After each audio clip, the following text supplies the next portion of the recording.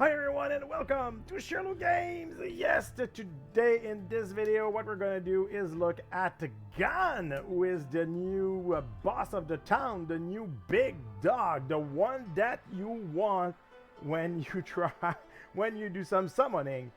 Sadly, I was not able to get him through Ancient Shard, and neither the pool that I did. So sorry about that, but hey, if you want to go see that video, it's on. So tell me in the comment down below, did you have Ghan? Were you able to get him? Do you have him? Do you enjoy him? Since I cannot show him in action because I don't have him, I thought we could still look a little bit at his kit and see what that big dude is all about. First of all, I mean, he looks amazing. He looks amazing with the dragon skull on the back, with the eyes and everything, the big axe. I mean, that dude looks like he's not ready to to play. He's ready to fight. That's what he's going to do. So he's a defender, so he's gonna attack only on melee. He has only one square of attack, but that's not that big of a problem, and you will see why in a few seconds when we get more into his kit. So his basic damage, this is pretty cool because attack up to 3 enemy in range, dealing 70 damage to each enemy, and that will scale up to 90%, so almost 100% damage to 3 enemy in front of him. So that is amazing. That, I think it's one of the biggest AoE attack on basic. We'll have to verify that, but pretty sure it's one of the best. Then you'll have his battle cry, which is kind of his ultimate. Well, it's not kind of, it is his ultimate. So he increased block by 3 and grant physical damage reduction and magical damage reduction to all allies in range.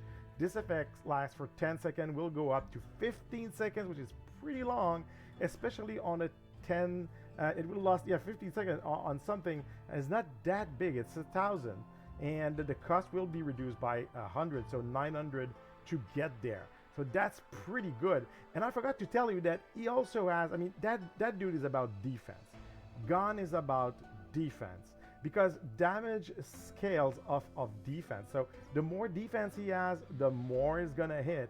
And increase defense by 2% for 15 seconds each time taking damage, capping out at 30% defense. So if he has 30% more defense, he will hit for 30% more. So the more he's in trouble, the more he will dish out damage.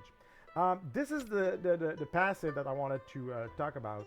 So taking damage has 15% chance to attack up to 10 enemies, 10 ahead of him, dealing 300% AoE damage. That is just crazy. Imagine that you have a row in front of you, there's a lot of people here, and we say 15%, but if you look closely, you have 2 times 5%, so that's 25%. So every 1 in every 4 hits has a chance to hit 10 enemies for 300% AoE damage.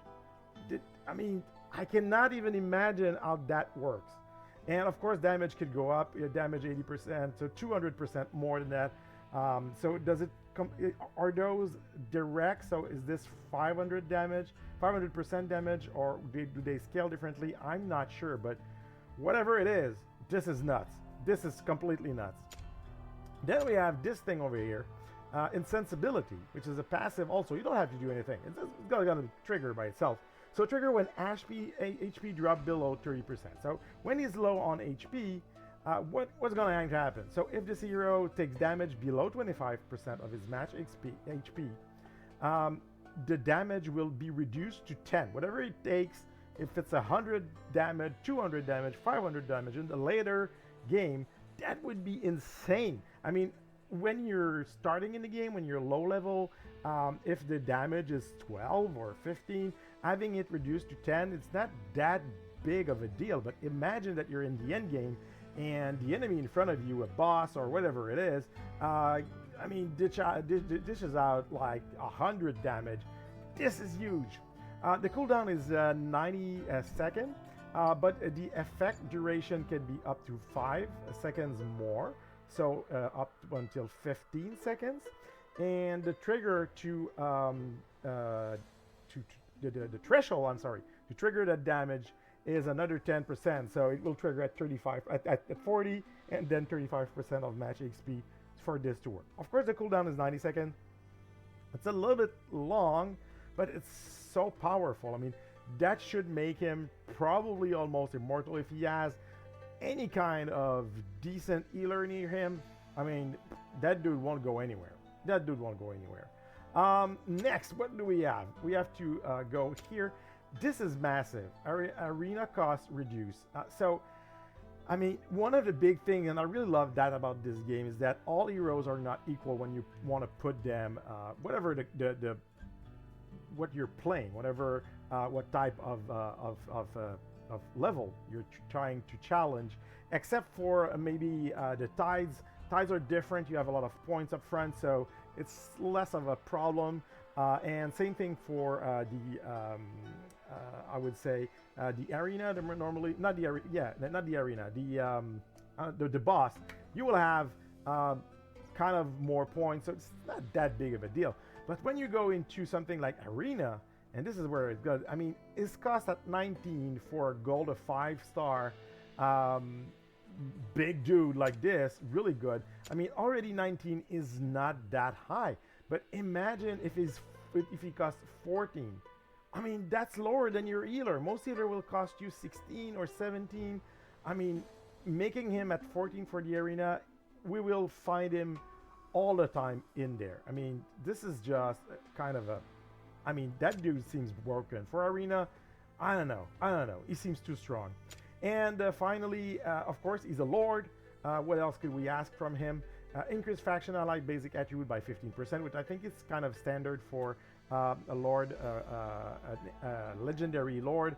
But then increase faction allied damage based on their lost HP. So not only does he get stronger and stronger as he gets damage, but he will do the same thing for the people around him. He will help them out, give out more damage out. I mean, that is amazing. Up to 60%. Up to 60%. That's not nothing, especially if you have someone, a good marksman that already puts a lot of damage on the table. This is amazing. And then faction ally, of course, gain 20% attack and defense bonus when HP is below 30%. So it will render his friends also harder to kill. So, I mean, that guy is built to last. Like I said, with a decent healer, especially if you go with someone that gives you shield, so it doesn't touch the HP, your HP could still be low and proc all those beautiful things, and have a shield that will absorb damage and make him last even longer. If that was not enough, I mean, he's already pretty good. If you look at the few reviews we have, a lot of 5, 4.9, 4.8, 4.7. I mean, obviously people like him. Obviously they do. When you go into the awakening, normally you have something like attack plus 50, 200 HP, things, I mean, more mundane things. That dude, I mean, he does something differently. Insensibility cooldown is reduced by 20 seconds. What is insensibility?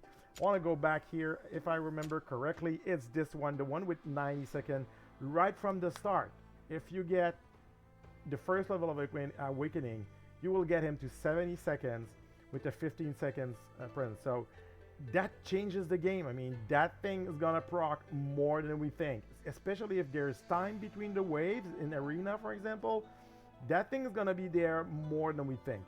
Then what's next? Because there's more. Defense 200. If that was not enough, faction allies damage increased by 5%, just for the fun of it. I mean, why not? Why not? Why not inspire everyone to just hit a little bit harder? You know, that's, yeah, I mean, go ahead. Then you enhance. After the effect of Battle Cry ends, the next basic attack triggers Frantic Retribution. Instead of dealing 300% damage, it will deal up to 1,000% damage. I mean, do the calculation, people. That's a lot. I mean, I don't know how much he can do damage in the few first level, but on endgame, that will be that's gonna be crazy. AOE damage. Well, it's AOE, of course, and to up a maximum of 10 enemies ahead. So, I mean, basically killing everything that is in front of him. The AOE damage is based on the number of times this hero received damage during Battle Cry. So the more he receives damage, it's the same logic. The more he receives, the more his defense is up, the more it's hard, the more his HP is low, the more he is tough. And all the idea is that as when this guy bleed, he becomes stronger and stronger and stronger and stronger. And that's another great example. Then Awaken level 4, which is kind of a little bit more mundane here, all damage reduction by 8%. But for a tank like he is, I mean, that's kind of good. And then Awaken 5, Battle Cry gains a bonus range. Of course, you're not helping enough people. You have to increase the range. It doesn't say how much is increase the range, but I mean, that will just help him be even a better Lord. Is that the best Lord of the game? I don't know. I don't know enough of the game, but if you're more advanced than I am, if you have a lot of Lords, tell me in the comments down below, is he the best Lord yet? I mean, Ghan, I hope I pronounce it correctly. Block Axe, Kagan, Ghan. So far, for what I can see for his kit, he seems amazing. He seems tough. He seems hard to kill. If you can get your hands on him, I mean, go ahead. Summon everything you can summon to get that dude as fast as you can, because he's going to be a game changer. Not necessarily in the early game. My analysis is that probably middle and end game, he's going to be even more powerful. But hey, go for Ghan. That's all I have to say. Thank you, everyone. Don't forget to like, to subscribe, and leave a comment down below. Do you have Ghan? What do you think of him? Have you seen his kit? What do you think of that video? Should I do more video when we go in deep and see what a character, what a hero, a new hero is doing? Well, tell me down below. Thank you, everyone, for being here. I love you all, and I will see you soon with more Watcher of Realms.